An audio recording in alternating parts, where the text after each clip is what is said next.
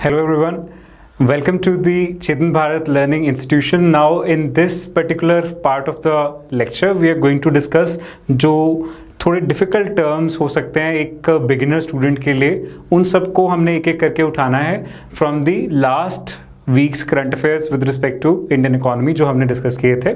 So incubator is the first term that I am picking up.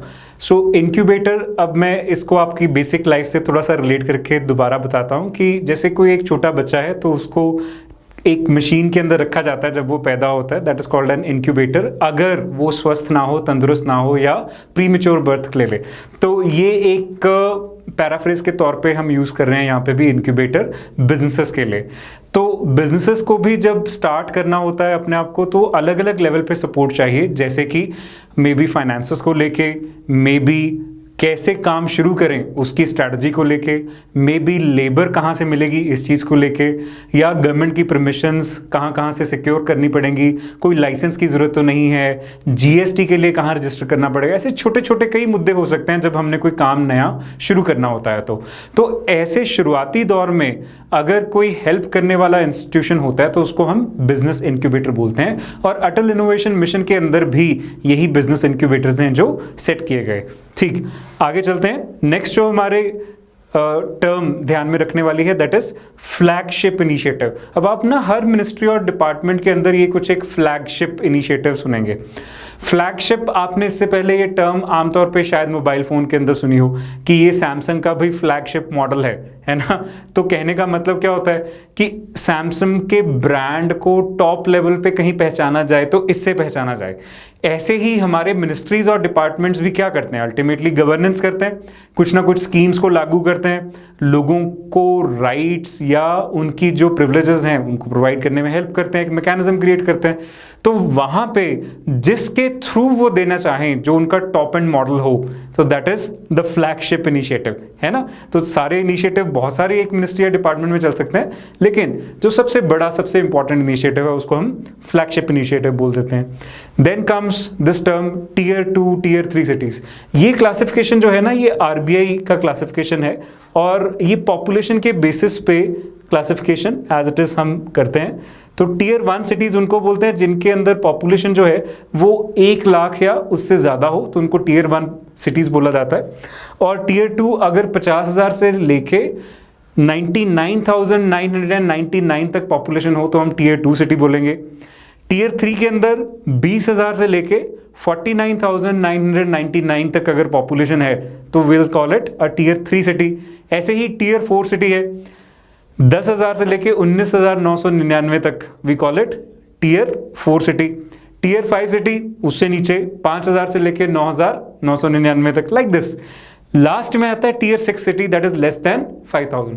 तो इस तरह से 6 डिफरेंट टीयर्स में हमारी सिटीज इन्वॉल्व हैं. ठीक है, बिजनेस हब के तौर पे हम ये बोलते हैं कि टीयर 1 सिटीज में तो होता ही है, लेकिन टीयर 2 और टीयर 3 सिटीज तक भी बिजनेसेस को एक्सपैंड करना चाहिए ताकि जो इकोनॉमिक ग्रोथ एंड डेवलपमेंट में है वो ज़्यादा फैल पाए, डीप रूटेड हो पाए. ठीक, सिर्फ कुछ ही शहरों तक सीमित ना रह जाए. ओके, नेक्स्ट जो टर्म पे हमने ध्यान देना है that is yes financial stability and development council. अब ये बेसिकली क्या है, लेट्स लुक इनटू दिस. सो हमारे इंडिया में बहुत सारे अलग अलग रेगुलेटर्स अलग अलग सेक्टर्स में काम करते हैं. जैसे इंश्योरेंस है तो वहाँ पे insurance regulatory and development authority है. पेंशन है तो वहाँ पे pension fund regulatory and development authority है.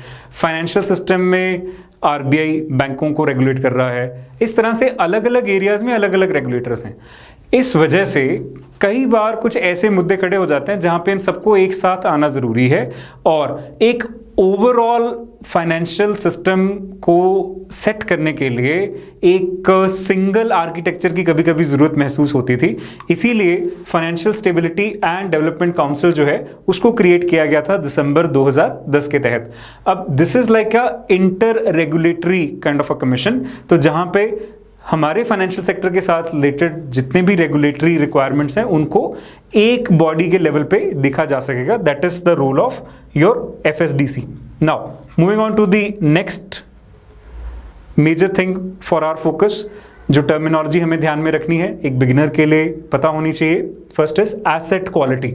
अब बैंकों के बीच एक दो तरह की चीजें बैंकिंग टर्मिनोलॉजी में आपको ध्यान में रखनी होंगी। एक होते हैं लायबिलिटी, एक होते हैं एसेट्स। लायबिलिटी वो है जो लेट्स से बैंक के पास किसी ने पैसा जमा कराया और उसको ब्याज देना पड़ेगा। लेट्स से सेविंग अकाउंट है फॉर एग्जांपल, तो सेविंग अकाउंट के अंदर जो पैसे जमा कराए गए उस पर बैंक को ब्याज देना पड़ता है। तो जिस पे आपके खर्च आ रहा है उसको हम लायबिलिटी बोलते हैं, और जिससे आप कमाते हैं वो आपके लिए एसेट है, क्योंकि वो एक प्रोडक्टिव आपके लिए इनकम जनरेट कर रहा है। अब बैंकों के लिए कमाई करने का साधन क्या है? लोन्स। तो जो बैंकों के लोन है उनको हम क्या बोलते हैं? एसेट। एक तरह पे सिंपल तौर पे अभी ऐसे समझना है, ठीक है। अब इन एसेट्स की क्वालिटी कैसी है ये पता चलता है from the point of view कि इनमें से ब्याज जो आ रहा है उसमें कोई डर तो नहीं, कोई रिस्क तो नहीं। तो जितना कम रिस्क होगा उतना ब्याज बढ़िया तरीके से आता रहेगा। फॉर एग्जांपल अगर गवर्नमेंट को हमने लोन दे रखा है तो वहां से तो पैसे वापस आने ही है ना। तो ऐसे कुछ एरियाज में हम बोलते हैं कि एसेट क्वालिटी इज गुड, ठीक है। देन दूसरा था लैक ऑफ प्रॉफिटेबिलिटी। अब प्रॉफिटेबिलिटी जो है बैंकिंग सिस्टम में कैसे दर्ज की जाएगी? हम ये देखेंगे कि जो एसेट्स हैं उन पे रिटर्न कैसी आ रही है, पॉजिटिव है या नेगेटिव है। अगर तो रिटर्न ऑन एसेट पॉजिटिव आ रहा है, मतलब आपने लोन दिया उस पे ब्याज आपको आ रहा है, एक इनकम आपकी जनरेट हो रही है, तो हम बोलेंगे प्रॉफिटेबल है भाई। अगर नहीं आ रहा है, नेट साल में आपको कोई फायदा नहीं हो रहा, तो हम बोलेंगे प्रॉफिटेबल नहीं है। अब आप सोच रहे होंगे ऐसा कैसे? कई बार हमारी जो ब्याज की दर है अगर वो महंगाई की दर से कम रहे तो फिर बैंकों के लिए कुछ खास प्रॉफिटेबिलिटी नहीं है। मैं इसकी एक उदाहरण दे के आपको समझाता हूं। लेट्स से 100 रुपए का लोन बैंक ने किसी को दिया जिसके ऊपर बैंक ने ब्याज चार्ज किया 5 रुपए, ठीक। तो बैंक के पास कुल मिला के वापस आएंगे 105। अब एक साल के लिए लेट्स से लोन दिया गया था, उसी साल अगर महंगाई की दर बेसिकली 10% हो जाए तो जो चीज 100 रुपए की थी अब वो 110 की हो जाएगी साल खत्म होते होते। 10% इन्फ्लेशन रेट या महंगाई की दर का मतलब ये है, ठीक। तो जो उसने 100 रुपया दिया बैंक के पास साल में खत्म होने के बाद 105 वापस आएंगे, लेकिन तब तक 105 जो 100 रुपए की चीज थी वो वैसे ही 110 की हो जाएगी। तो जो 100 रुपए की वैल्यू है वो ही कम हो गई, तो बैंक का यहाँ पे थोड़ा सा नुकसान रहा। इसलिए जो प्रॉफिटेबिलिटी है बैंक के टर्म्स में अगर देखना तो सिर्फ ब्याज की तरफ से नहीं देखी जाती, महंगाई के हिसाब से भी देखी जाती है। जैसे आपके बाप दादा के ज़माने में रुपए की वैल्यू ज़्यादा थी, अब कम है ना, तो कम होती चली जाएगी वैल्यू टाइम के साथ साथ। अब वो कितनी तेज़ी से कम हो रही है ये जज करती है महंगाई।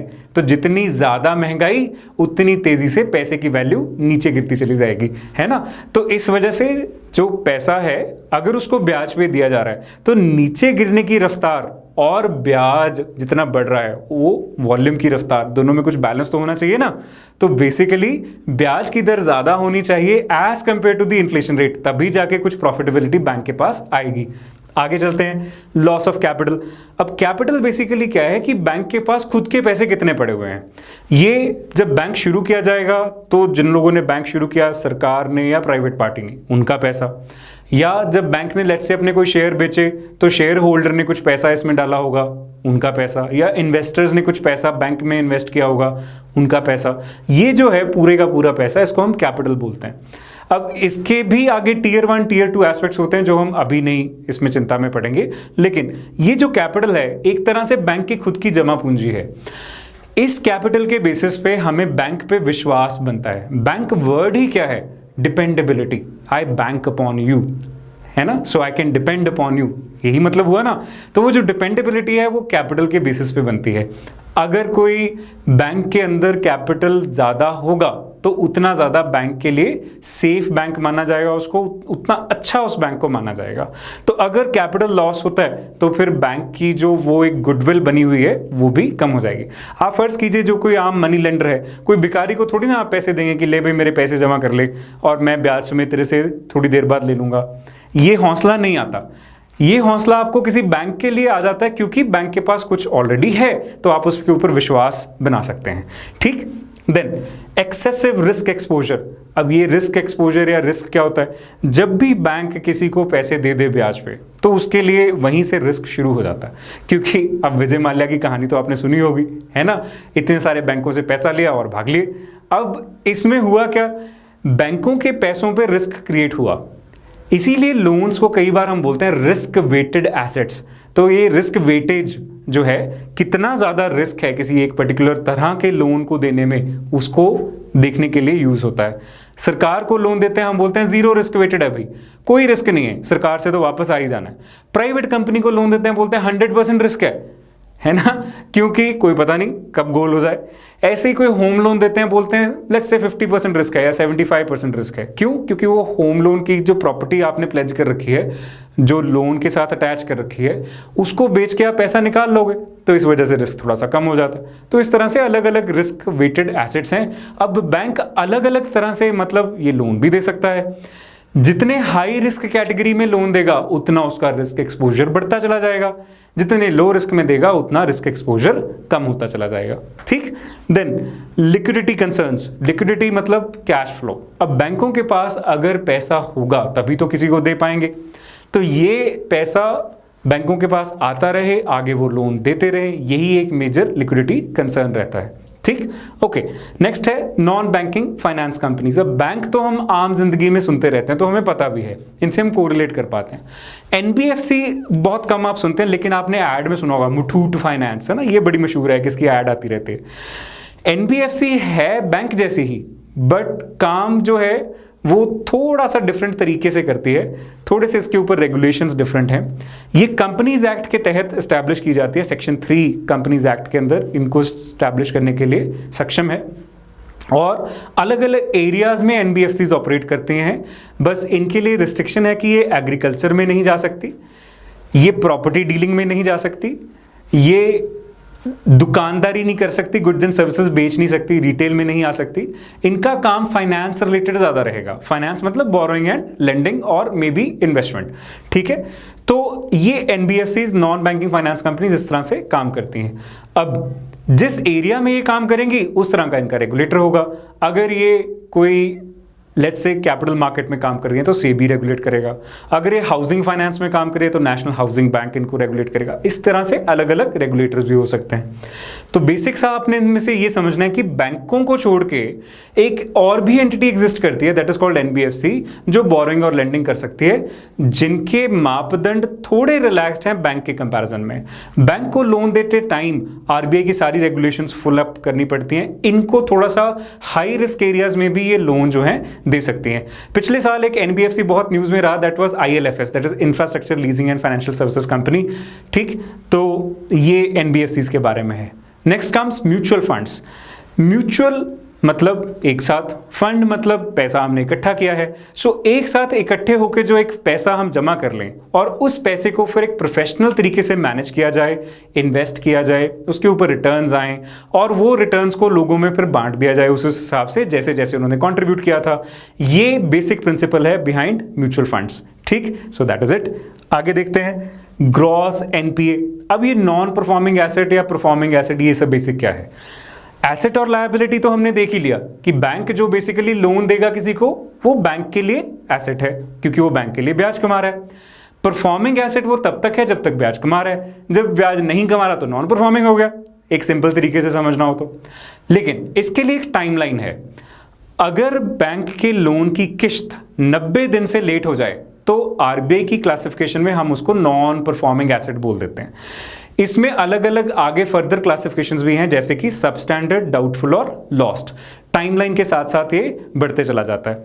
90 दिन से 12 महीने तक हम बोलते हैं सबस्टैंडर्ड, 12 से 18 महीने तक हम बोलते हैं डाउटफुल, और फाइनली अगर बैंक डिक्लेयर कर दे तो हम बोलते हैं लॉस्ट। इस तरह से एनपीएस की अलग अलग क्लासिफिकेशन भी है।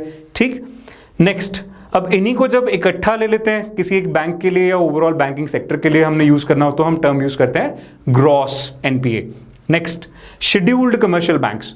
तो हमारे आरबीआई के जो आरबीआई एक्ट है 1934, उसमें सेकंड शेड्यूल के अंदर जिन बैंक्स के लिए एक डेफिनेशन दी गई है, they are called scheduled commercial banks. इसमें गवर्नमेंट के नेशनलाइज्ड बैंक्स आ सकते हैं, प्राइवेट सेक्टर बैंक्स आ सकते हैं, रीजनल रूरल बैंक्स आ सकते हैं, फॉरेन बैंक्स भी आ सकते हैं। Even SBI and its associates जो कि अब उसमें मर्ज कर दिए गए हैं, they all are part and parcel of scheduled commercial banks. ठीक, okay. Then moratorium loans. Moratorium loans क्या है कि जिन लोन्स के ऊपर अब कोविड-19 के अंदर ये कह दिया गया था कि भाई ईएमआई अभी देने की जरूरत नहीं है, बाद में देना, तो that is the term used for moratorium amounts. Then next terminology for us is capital adequacy ratio. अब आपने कैपिटल तो ऑलरेडी आपको पता लग गया कि एक बैंक के पास जो खुद का पैसा है. एडिक्वेसी रेशियो इसकी कैसे हम जज करते हैं, basically in terms of risk weighted assets कितने हैं, मतलब कितने पैसे लोन में आगे दे चुके हैं. So capital to risk weighted assets जब हम इस तरह से डिवाइड करके निकालेंगे, लेट्स से किसी बैंक का कैपिटल है 100 रुपए और उन्होंने लोन दे रखे है एज इट इज 1000 रुपए, तो 100/1000 इस तरह से CAR या CRAR हमारे पास निकल आता है. ठीक है, अब हमारे पास CAR का रेगुलेटरी नॉर्म क्या है कि 9% रहनी चाहिए. कहने का मतलब क्या, capital divided by risk weighted asset ratio 9% का मतलब होता है 9/100. मतलब 100 रुपए का लोन देने के लिए 9 रुपए किसी बैंक के पास खुद की कैपिटल होनी चाहिए. ये CAR का बेसिक सा यहां पे मतलब निकलता है. अब 9 रुपए तो खुद की कैपिटल है, बाकी के 91 कहां से आएंगे, जो डिपॉजिटर्स पैसे जमा कराएंगे, जो आप सेविंग अकाउंट में या करंट अकाउंट में कहीं पे भी पैसा जमा कराओगे, तो वहां से जो पैसा लेगा वो 91 वहां से लेगा और 9 रुपीज खुद के होंगे, फिर 100 रुपीज लोन में देगा. ये बेसिक सा इसका मतलब है. ठीक है, अब जितना ज्यादा CAR होगा, कैपिटल एडिक्वेसी रेशियो जितना ज्यादा होगा, उतना हम बोलेंगे कि बैंक सेफ है, इसमें लिक्विडिटी सफिशिएंट है, ये एक अच्छा बैंक है. Next, risk aversion. अब हमने बात की कि जितने भी एसेट्स बैंक क्रिएट करेगा उनको हम क्या बोल रहे थे, रिस्क वेटेड एसेट्स. अब हर एक पर्टिकुलर तरह के लोन के अंदर अलग अलग तरह का रिस्क है. हमने बात किया गवर्नमेंट के केस में, प्राइवेट के केस में. अब रिस्क अवर्जन का मतलब है कि हम बैंक जो है अब रिस्क अवॉइड करना चाहते हैं, वो ज्यादा हाई रिस्क एरिया में लोन देना ही नहीं चाहते. तो ऐसी सिचुएशन में प्राइवेट सेक्टर कि खास तौर पे ऐसी फर्म्स जिनकी परफॉर्मेंस या प्रॉफिट्स बहुत अच्छे नहीं रहे, उनको बैंक थोड़ा सा लोन देने से अभी चूक रहे हैं डिस्पाइट गवर्नमेंट एफर्ट्स, है ना. तो ऐसे में ये रिस्क अवर्जन की जो टर्म है ये सामने आती है. Next comes downside risks. So ये क्या है, बेसिकली अब हमारी इकोनॉमी कभी अपसाइड होती है, मतलब जब ग्रोथ एंड डेवलपमेंट बड़ा अच्छा चल रहा है ना, और कभी नेगेटिव GDP बनना शुरू हो जाता है, जैसे आजकल की सिचुएशन बनी हुई है. तो ऐसा कभी भी होगा तो हम उसको बोलेंगे डाउनसाइड. अब डाउनसाइड जाते हुए कई बार रिस्क आते ही हैं. कैसे, हो सकता है प्रॉफिट ना उतना बने कंपनी का, हो सकता है कि उसकी जो कैश है वो कहीं ना कहीं फंस जाए, पेमेंट्स ड्यू हो जाएं, तो फिर उसको आगे अपना सिस्टम मैनेज करना, अपने लोन्स मैनेज करना थोड़ा मुश्किल हो जाएगा. Next comes financial intermediaries. So ये बेसिकली बड़ी सिंपल टर्म है. बोरोइंग और लेंडिंग फाइनेंशियल के अंदर ये दो बेसिक चीजें हैं, और इंटरमीडियरीज वो जो बोरोइंग और लेंडिंग में हेल्प करे. So they are financial intermediaries. So for example we have banks and we have non banking financial intermediaries, जैसे कि NBFC जो आपने अभी देखा. Next comes recapitalisation. अब कैपिटल आपको पता लग गया कि एक पब्लिक सेक्टर बैंक में या प्राइवेट सेक्टर बैंक या किसी भी बैंक में जो खुद का पैसा है दैट इज कैपिटल. अब ये पैसा कम कैसे होगा, लोन ले गया कोई, वापस देके नहीं गया, तो एक तरफ से डिपॉजिटर्स ने पैसे दिए थे, बैंक ने खुद की कैपिटल उसमें मिक्स की और लोन दे दिया. अब लोन के पैसे अगर वापस नहीं आए, डिपॉजिटर्स को तो पैसे वापस जाएंगे, तो ऐसे में खुद की कैपिटल में से पैसे और कट जाएंगे, तो कैपिटल जो है बैंक की कम होती चली जाएगी. ऐसे में बैंकों को रिकैपिटलाइज करना पड़ेगा, मतलब उनमें दोबारा से कैपिटल डालनी पड़ेगी, ताकि जो कैपिटल एडिक्वेसी रेशियो का बेसिक मिनिमम क्राइटेरिया है 9% वो फुलफिल हो पाए. ठीक, इसीलिए रिकैपिटलाइजेशन की जाती है पब्लिक सेक्टर बैंक्स के अंदर या प्राइवेट सेक्टर बैंक्स के अंदर. Next comes currency swap. आमतौर पे एक कंट्री के पास दूसरी कंट्री की करेंसी कब आएगी, जब इंपोर्ट एक्सपोर्ट हो रहा है ना. तो फॉरेन एक्सचेंज हम लेट्स से USA से हमारे पास डॉलर कब आएंगे, जब हमने USA को कुछ बेचा. लेकिन एक एग्रीमेंट ये भी साइन किया जा सकता है जिसमें एक सेंट्रल बैंक दूसरे सेंट्रल बैंक से करेंसी लोन पे ले ले, तो वहां पे कम ब्याज पे इस तरह से करेंसी जो है लोन पे ली जा सकती है. तो this is currency swap agreement. एक तरह से क्रेडिट कार्ड जैसा अकाउंट लिमिट सेट हो जाता है.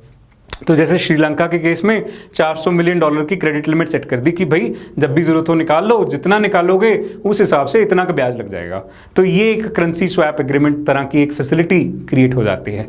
ठीक है, नेक्स्ट देख लेते हैं हमारे पास GST, goods and services tax. वैसे तो GST समझने के लिए पूरा एक लेक्चर भी इनसफिशिएंट रहेगा, 3-4 घंटे का लेक्चर चाहिए, बट अभी के लिए GST में आप ये समझिए कि गवर्नमेंट दो तरह के टैक्सेस लगाता है, एक होते हैं डायरेक्ट, एक होते हैं इनडायरेक्ट. GST इंडिया में जो है इनडायरेक्ट टैक्सेस का रजीम है, जिसमें हम ये बात करते हैं कि वर्टिकली मतलब सेंटर और स्टेट अलग अलग तरह के टैक्सेस लगाते थे, और सेंटर के लेवल पे बहुत सारे टैक्सेस थे, स्टेट के लेवल पे भी बहुत सारे टैक्सेस थे। इन सारे टैक्सेस जो इनडायरेक्ट टैक्सेस जो थे, इनको सबको इकट्ठा करके एक टैक्स बनाया गया, जीएसटी। अब कुछ लोगों को समझ नहीं आया होगा कि ये इनडायरेक्ट और डायरेक्ट टैक्स का क्या मामला है। टैक्स बेसिकली वो है जो गवर्नमेंट आपसे वसूल करेगी for buying of any goods and services. अब डायरेक्ट टैक्स वो होता है जो जिसके ऊपर लागू किया जा रहा है वही पे करेगा। So the incidence and the impact of the tax is on the same person. Indirect tax वो होता है जिसका इंसिडेंस और इंपैक्ट अलग अलग लोगों पे हो, लागू किसी और पे होगा, देगा एंड कंज्यूमर जो फाइनली चीज खरीद रहा है। ठीक, सो इस तरह से दैट इज जीएसटी। ओके, तो very simple, very fundamental of GST. Next is cess. So this is basically a specific type of a tax which we will charge for a particular purpose and will also spend for that purpose. Let's say education cess. तो एक tax के ऊपर extra ये cess लग जाएगा। Let's say 14% tax था, उस पर 1% एजुकेशन सेस एक्स्ट्रा चार्ज किया गया। जो पैसा वहां से आया वो कल को एजुकेशन के ऊपर खर्च होगा। इंडिया में जैसे सेंट्रल लेवल पे कृषि कल्याण सेस या स्वच्छ भारत सेस, इस तरह के सेस हुआ करते थे, लेकिन अब तो जीएसटी के अंदर ही ये सब इंटीग्रेटेड है। ठीक, आगे देखते हैं next aspect, FTA, free trade agreement. So ये फ्री ट्रेड एग्रीमेंट क्या होता है? जहां पे जो दो कंट्रीज के बीच में ऐसा एग्रीमेंट हो जहां पे इंपोर्ट एक्सपोर्ट को लेके अलग अलग जो हम टैरिफ लगाते थे, जो ड्यूटीज या टैक्सेस चार्ज किए जाते थे, वो टैक्सेस जो हैं वो कम कर दिए जाएं, तब हम बोलते हैं फ्री ट्रेड एग्रीमेंट। एक तरह से it's like a duty free kind of a trade. Okay, so Brexit, this was the another term that came into news. अब ब्रेक्जिट का बेसिक सा फंडा क्या है कि यूरोपियन यूनियन का पार्ट था ब्रिटेन। अब ब्रिटेन के लेकिन जो इकोनॉमिक इंटरेस्ट थे वो यूरोपियन यूनियन में रह के अच्छे से फुलफिल नहीं हो पा रहे थे, इसीलिए हमने ब्रिटेन वालों ने एक रेफरेंडम किया, और इस रेफरेंडम के तहत, वोट के तहत ये डिसाइड हुआ कि ब्रिटेन जो है वो यूरोपियन यूनियन से बाहर आ जाएगा। और 2016 में ये इन्होंने डिसाइड किया और जनवरी 2020 में ये फाइनली इम्प्लीमेंट भी हो जाएगा। ब्रिटेन के अंदर इसको लेके बहुत सारे पॉलिटिकल मुद्दे भी रहे, बट ब्रेक्जिट का सिंपल सा मतलब आपने ये समझना है कि यूरोपियन यूनियन का पार्ट था पहले ब्रिटेन, अब उससे बाहर आ गया है। इससे होगा क्या, जो गुड्स एंड सर्विसेज का ट्रेड पहले वो यूरोप के साथ कर रहा था, उसमें थोड़ी सी गिरावट आएगी आगे जाके, इसीलिए उसको ट्रेड के लिए अलग अलग तौर पे एग्रीमेंट्स भी करने पड़ेंगे, जिससे वो अपना जो इकोनॉमिक इंटरेस्ट था वो सिक्योर कर पाए। Next comes regional comprehensive economic partnership.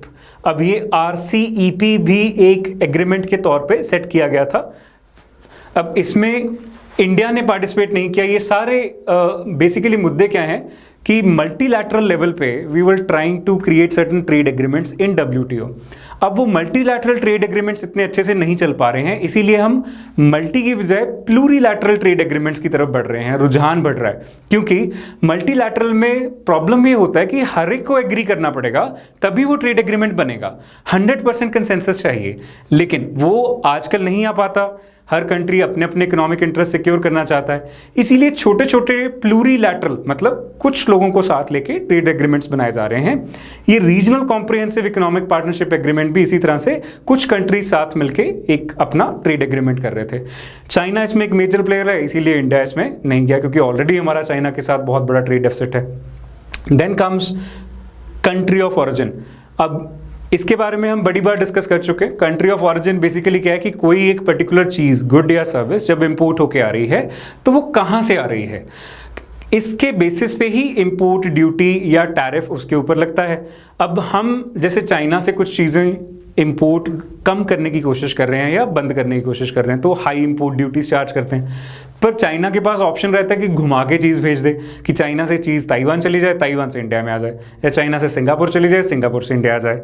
तो इस तरह से गोलमाल करने की कोशिश की जाती है, जिसकी वजह से ये कंट्री ऑफ ऑरिजिन वाला जो एक मुद्दा है ये अपने आप में थोड़ा संगीन मुद्दा हमेशा बना रहता है। ठीक, बेसिक सी बात इसमें इतनी सी है कि वो चीज़ पर्टिकुलरली आई कहाँ से। Then comes your dispute settlement body within the WTO। अब WTO क्योंकि एक मल्टीलैटरल फोरम है फॉर ट्रेड, तो इसमें मल्टीलैटरल ट्रेड एग्रीमेंट्स जो हैं करीब 60 के आसपास एग्रीमेंट्स हैं, उनमें कहीं ना कोई मुश्किलें आती रहती हैं, पार्टीज के बीच में तकरार आती रहती है। जैसे इंडिया के अंदर अभी हमने आज के करंट अफेयर्स के अंदर देखेंगे, अब इस तकरार को दूर करने के लिए एक डिस्प्यूट सेटलमेंट बॉडी है जो WTO के अंदर ही बनाई गई है इन्हीं मल्टीलैटरल ट्रेड एग्रीमेंट्स को लेके। तो उन डिस्प्यूट्स को दूर करने के लिए ये बॉडी है और इसका जो डिसीजन होता है वो फाइनल और बाइंडिंग डिसीजन होता है जो बाकी सबको भी फिर मानना पड़ता है। ठीक, सो ये कुछ टर्म्स थी जो हमने आज के रेफरेंस के अंदर समझने की जरूरत थी बेसिक लेवल पे, ताकि आपको आज का करंट अफेयर जो है वो बड़े अच्छे से समझ आए। Thank you so much. This is me Abhishek Sharma signing off.